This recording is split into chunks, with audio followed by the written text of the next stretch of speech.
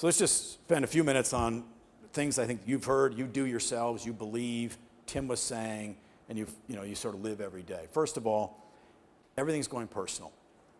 If you own large screen TVs, good luck, Godspeed. I mean, we're all going to have one, we're all going to buy one, but you're going to buy 5 small screens. Whether it's the iPad, this tablet, that tablet, the iPhone, the Android phone, whatever phone it may, whatever screen it is, it's going personal. In my house at night, we have TV on in the background, usually some woman trying to find a man or a man trying to find a woman, or they're dancing together, or I don't know what they're doing, but that's usually what's on in our house, I'm sorry to say. We're part of the 83 trillion Americans that watch, Dances with Wolves or whatever the damn shows cost. But in addition to that, 49,000-foot TV and triple HD and 3D and all that other stuff, everyone has another device open. Even my wife, who 2 years ago didn't know what email was, but she has her laptop open. My kids have a laptop open, saying they're doing their homework, sure thing, and they also have their phones going, and my son has his iPad going. So there's 4 or 5 or 6 screens going on in our house every night, and I don't think we're unique. And 80% of them are personal. When my daughter has friends over and they're watching a show together or a movie together, they do it kind of oddly. They all put it on their laptops and they watch it sitting around a table, the same show, and they talk and converse, but they all watching it on their own laptop. It's personal. That's how they want to consume media. Obviously, that's how they communicate. I mean, only those people on Twitter, which consists of everybody in America, wants everyone to know what they're doing. But when you're on your laptop, you want to have it private. This is what I'm saying. You don't want to tell what other people are doing. It's portable. The iPad phenomenon, and I think Tim talked thoughtfully about it. What's interesting to me about the iPad is people walk around the house with it. Not just they walk around to the train station or the planes, the airport, which everyone assumed, but they walk around the house with it. They go from the kitchen to the bedroom to the den to whatever. They take their iPad with them. Whereas they might not have taken their laptop, and they certainly didn't boot up another desktop. It's become very portable, not just meeting to meeting, city to city, which we expect and in some ways is taking over, but within a house, within an office. Tim talked about how everyone opens their iPad at his meetings. We have the same phenomenon where I work, and indeed, you can't get through a meeting without everyone writing emails back and forth, and you don't know if they're paying any attention at all. In fact, I don't think they are paying attention, but that's another story. Personal, portable, powerful. You think back what phones used to be. I'm old enough to remember when you had a phone and you actually talked on it. I mean, how quaint. You actually got up and you talked to your mom or your kids and you talked on it. But, the iPhone has 3 minutes of voice being used a year, and that's total. That's not on each phone. That's not on each device. No one talks anymore. It's going to get powerful. We're going to see multimedia. You're going to be able to see high quality, absolutely high def multimedia on these portable devices. You can already do it. We're just at the tip of the iceberg, but it's going to become mainstream. These devices are going to be personal. They're going to be with you 24 hours a day. Won't that be wonderful? And they're going to be powerful. They're going to capture. They're going to have more drive than they have now. They're going to be able to do more things. That's point one. Point two, we're going to figure out social media. I am honestly perplexed by social media. I really am. I really don't understand the notion of everyone telling everybody what they're doing. I couldn't be less interested where Noah Garden or Mike Mellis are having lunch. I could care less where they're having lunch. But they tell me, and hey, I'm doing this, I'm doing that. On Facebook, you get these friends from people that are not your friends, have never been your friends, you don't want to be your friends, and they say, hey, I want to friend you. You want to take Zuckerberg and ring him by the scruff of his neck and just say, cut it out. But it's a good program, but it's there. Social media is there. My own view is it's going to get a little bit more personal, it's going to get a little bit more private, and it's going to get a little bit more useful than it is right now. That may be a hope rather than reality, but I just see that. I see as this generation grows older, the ones that really came in with Twitter and Facebook, I think they're going to use it more effectively. Third, the business models are going to continue to evolve and change. We're in our 10th season. I'm not sure we have a business model that we can rely on. We change it all the time. We've heard about pay TV. We sell our services a la carte. We have a subscription service. We sell it all different ways. Obviously, we sell ads. But as Tim touched on, if you think about the 3 devices, the TV, the laptop, and the truly portable device, and one company sort of delivering your pipe, if you will, to all 3, only one of them are they paying for content on. Only one of them. And the notion that because you have cable, you're going to take a content and put it on another device for free, so-called TV everywhere, not going to happen.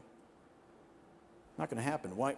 The content on this device, on the TV, wherever that is fine, but doesn't mean you're going to get it for free on another device in another place. You're a different person when you consume it on a mobile device than when you are at your home. So I think that has a lot of work to do as we work through the business models. Doesn't mean that they're wrong trying to do it. I think it makes sense, but I think content publishers are going to have their say, and I think it's going to be a nice, hopefully relatively smooth discussion about what it looks like. Ad sales, I don't know what the right numbers are, but in terms of time share, mind share, engagement, whatever the measurement is, the ad sales, if you take away search, and even if you include search for interactive media, is a fraction of what it should be. Whether it's 30% or 15%, I don't know, but it ain't 50. It's certainly nowhere near 70%. I'm going to talk about that in the next few minutes, but that has to change. And finally, commerce. Trying to buy something on your mobile device is tough. We sell tickets, you get a barcode on your device, we sell 5,000 that way. It's got to be, what Apple's done with iTunes is genius. We need to figure out how to make that useful for everybody and everything they do. We have to figure out the commerce for these devices. And then the final comment I said where we're headed is partners are blurring.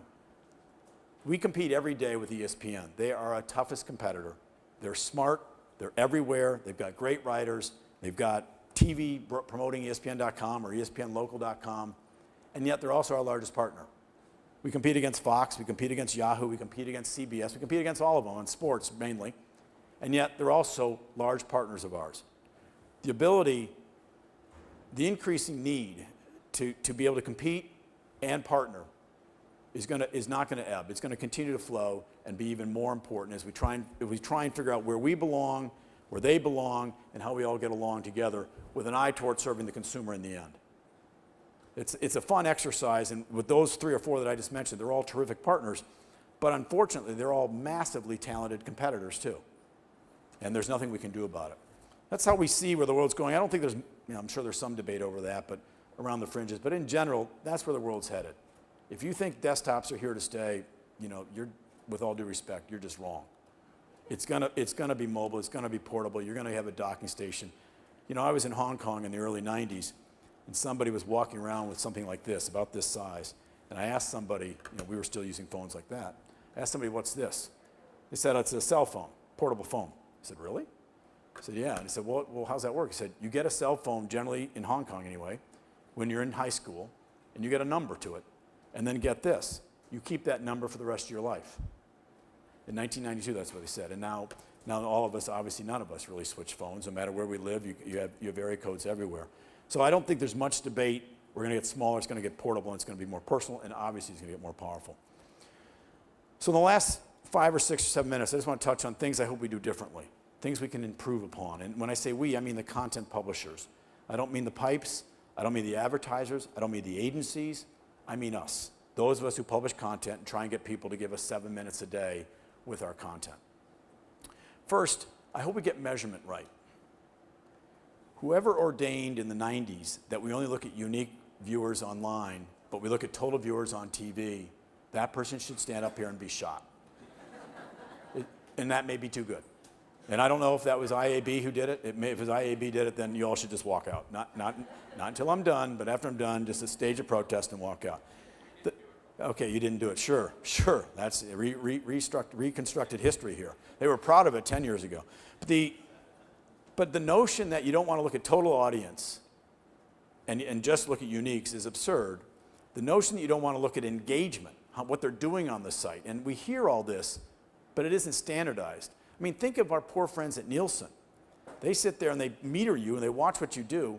Well, if you want a baseball score and you're being watched, are you going to go to MLB.com? Or are you going to go to Yahoo.com? You're going to go to Yahoo.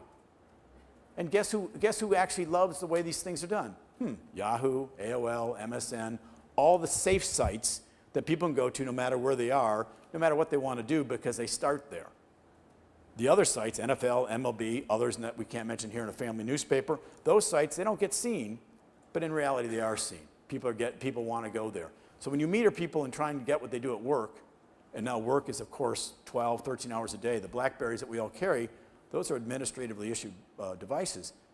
It's not a true sample, it's not accurate. That's why if you were to ask Nielsen what our uniques are, they'd say it's 12 million in May, and our number was 55 million.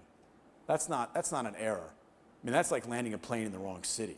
I mean, that's like the pilots from Northwest who said, shit, was that Minneapolis we just went over? I mean, we got to get measurement right on the wireless devices. We got to figure that out.